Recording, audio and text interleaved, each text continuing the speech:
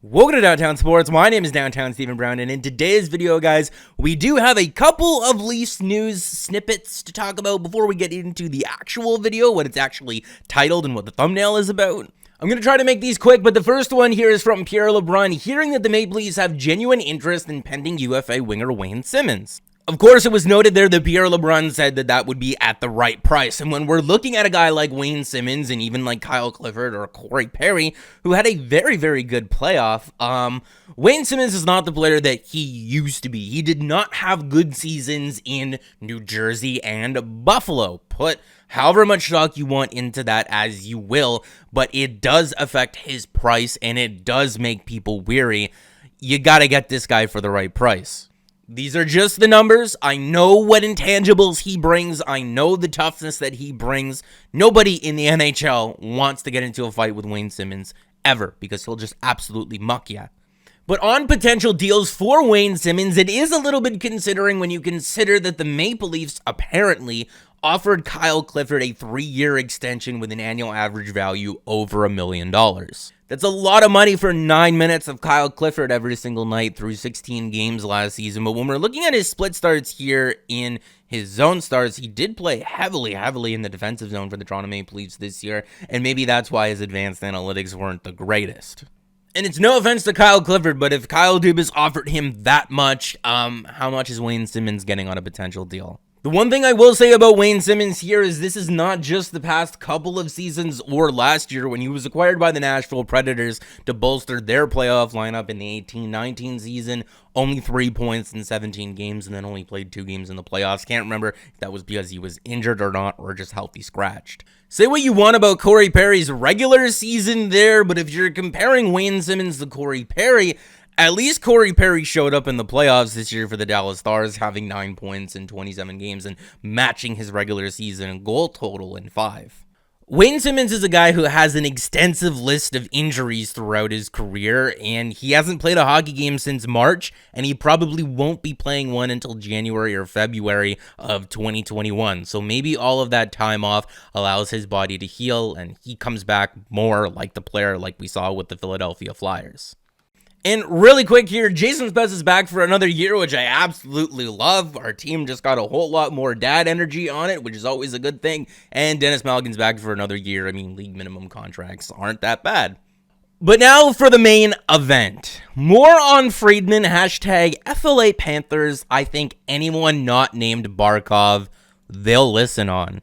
The Florida Panthers are a really weird team to gauge this offseason because they have a lot of cap space, but they don't necessarily have a lot of money. They were already mandated to cut $10 million in salary from last season to this year before COVID-19 and the economic crash. So they have $55 million committed to next season, and most teams' internal salary caps, from what we're hearing, are in the low $70 to mid $70 million range, but you have to imagine that the Florida Panthers are not your average team. They only have 4 defensemen under contract for next season. They got a whole whack of RFAs to deal with and UFAs to deal with, including guys like Evgeny Tadinov and Mike Hoffman. It's a mess for Florida this year. And in this series of videos, and I will link the playlist above the screen, can the Maple Leafs make a trade with, and then obviously blank is the team, what's worth trading for off this Florida Panther roster if you're the Toronto Maple Leafs, or any other team really? Not too long of a list, and one of the guys on here, Anton Strawman, is really just thrown on there because I figured he would be an interesting talking piece and people would recognize the name. I wouldn't be interested at $5.5 million over the course of this season and next. And we might as well just talk about it right away. I mean, Aaron Ekblad is the name that jumps out at you off this list. What are the Toronto Maple Leafs offering for Aaron Ekblad? Former number 1 overall pick, he is 24 years old, he is absolutely massive, he does shoot right-handed, he does have a history of concussion problems. Not that that's his fault, but it should be a factor in whether you're considered trading for that player or not, and he is signed for the next 5 seasons at $7.5 million. A lot of people will argue and will tell you that if the Toronto Maple Leafs want Aaron Ekblad from the Florida Panthers, that it's going to cost them at least William Nylander, and I'm here to tell you that I don't offer anywhere near that for Aaron Ekblad. The Florida Panthers are in financial problems, and there's not too many teams around the league that would just be able to trade you picks and prospects for this guy and absorb the $31 million commitment that he's owed over the next 5 years. And if you don't think being able to absorb that contract entirely has value in this hypothetical trade, well, then you don't understand the landscape or the gravity or the nature of this offseason and the next couple of off seasons. There are other teams that can afford to take on an Aaron Ekblad and pay him $9 million next year, but there's not very many of them. So if I'm the Toronto Maple Leafs, for this player, and why I'm releasing this video now so early in the morning, is I would call the Florida Panthers and I would offer them the 15th overall pick and Timothy Liljegren for Aaron Ekblad. I've shown this before in my videos, and this is a little bit of a mouthful, but for defensemen playing in the American Hockey League under the age of 21, these are individual seasons from 1999 onwards, sorted by points per game, and Timothy Liljegren is 7th on this list for individual seasons here. Right behind a guy like Erik Brannstrom, who was one of the main pieces included in the Mark Stone trade that included an 8-year extension. And if you want to take a look at the full deal, it was Erik Brannstrom, Oscar Lindberg, and a 2020 second-round pick. At that point, Lindberg was more of a thing to balance out the money and the contracts, I think, and he's not even with the Senators organization anymore. And the second-round pick turned out to be pick 61 in this year's draft. You need to stop selling low on Liljegren, and you need to stop being biased about the guy, even if you think that Brannstrom is in a slightly different category than Liljegren, if you think that he's the more complete and more overall defenseman. Timothy Liljegren still has a crap ton of trade value, and if you're looking at the other pieces that were included in that deal, the 15th overall pick has a hell of a lot more value than Oscar Lindberg and the 61st overall pick in this year's draft. That's a very fair trade offer, and the only reason why I'm even comfortable doing that is because Aaron Ekblad is still just 24 years old. And like I said before, it wouldn't just be Liljegren and the 15th overall pick, it's also $31 million in salary relief over the course of the next 5 seasons.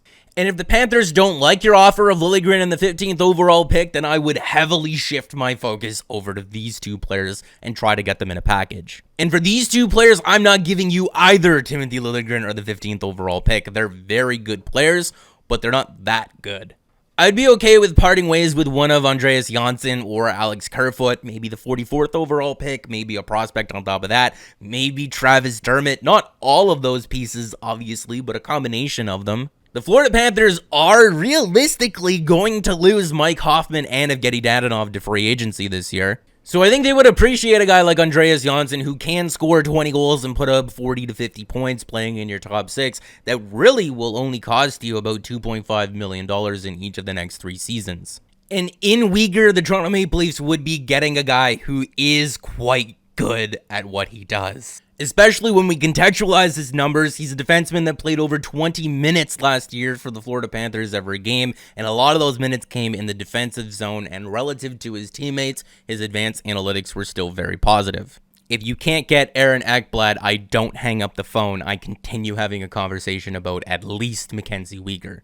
And if we're looking at what Evolving Hockey has them projected to sign contracts at, Mackenzie Weegar predicted term is 4 years, $3.8 million. Lucas Wallmark, 2 years, $2 million. Very affordable players. And if they don't want to trade us Mackenzie Weegar, then why not offer sheet him? He would look really nice in that third tier of compensation of just a second-round pick at about $4 million or so. He would be worth that much money, and you can make the deal 3, 4, or 5 years long, and you can front-load the crap out of it. And Florida is a divisional rival, and they are a cash-strapped team, and you do have to match the exact parameters of the deal. Can they afford to have a heavily front-loaded deal on their books right now? The argument against that is that when you offer sheet RFAs, the price of all the other RFAs go up, including your own, so you're kind of shooting yourself in the foot in a way. But for the cost of a second-round pick, yeah, that's a player that I would really like on my team. But make sure to let me know what you guys think about this down in the comments section below, and make sure to like the video if you did like it, and subscribe for more because more is always on the way. And guys, this is this is like 3 uploads in a row, and I mean, you're going to see my face maybe later on today or tomorrow as well, depending on how the first round of the draft goes, reacting to that, and obviously day 2 of the draft. It's going to be a really busy week, and hopefully you don't mind seeing me a lot this week, because I'm going to be posting a lot.